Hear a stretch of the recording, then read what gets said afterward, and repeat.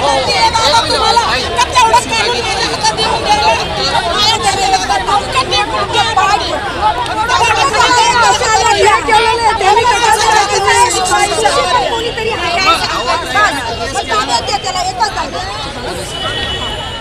वकील साहेब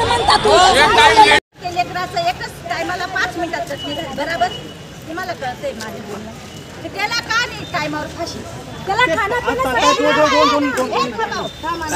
खाना आमच्या हातात नाही ते न्यायालयाच्या हातात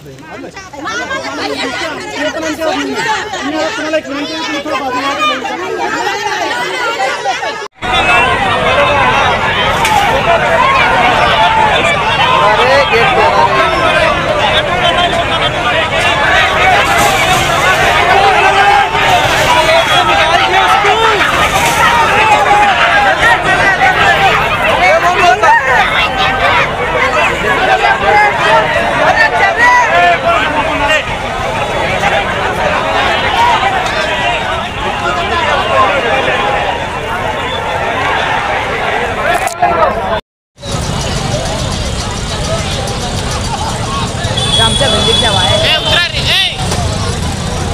आमच्या गल्लीतल्या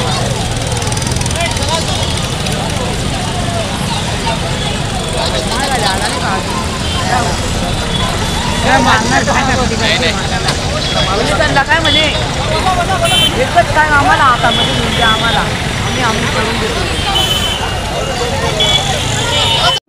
यांच्याकडनं पत्र आलेलं होतं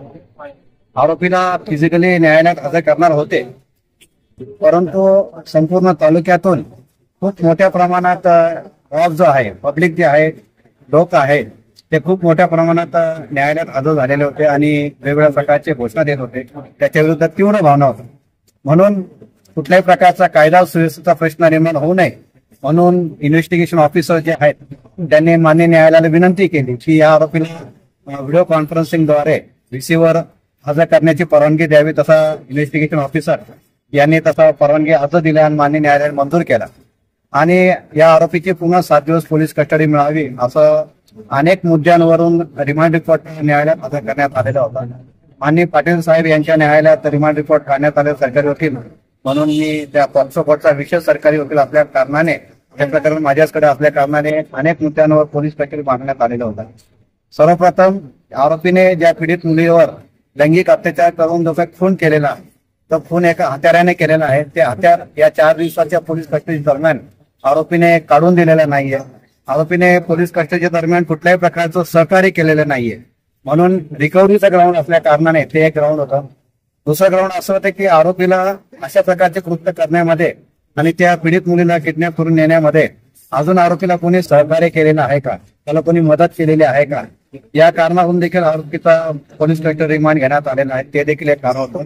त्यानंतर या गुन्ह्यामध्ये जे काही सूक्ष्म एव्हिडन्स आहे तो कलेक्ट करायचा आहे त्यासाठी इन्व्हेस्टिगेशन ऑफिसर यांना पुरेपूर संधी मिळाली पाहिजे यासाठी मी तिथं माननीय न्यायालयात युक्तिवाद केला आणि तसंच या घटनेव्यतिरिक्त या घटनेला कोण कोण आय विटनेसेस आहेत त्यांचा देखील अजून जाब नोंदवायचा आहे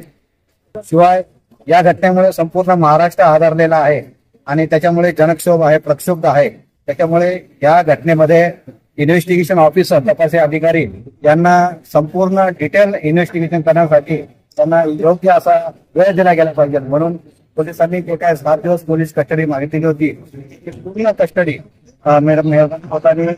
मंजूर केलेली आहे आणि आरोपीला 27 तारखेपर्यंत पोलीस कस्टडीमध्ये रिमांड दिलेला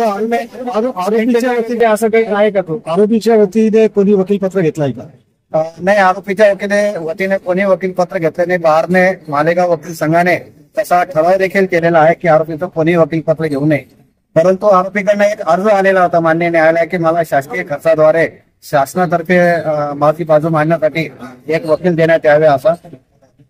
त्यासाठी मान्य न्यायालयाने त्याचा अर्ज मालेगाव तालुका विधी समिती जे आहे त्या विधी समितीकडे पाठवलेला आहे तुमचा जो काही दुसरा प्रश्न आहे की आरोपी हा मनोरुग्ण वगैरे आहे का आरोपी हा कुठल्याही प्रकारचा मनोरुग्ण नाही आहे तो चांगल्या प्रकारे फिट आहे फिजिकल फिट आहे ओके सर थँक्यू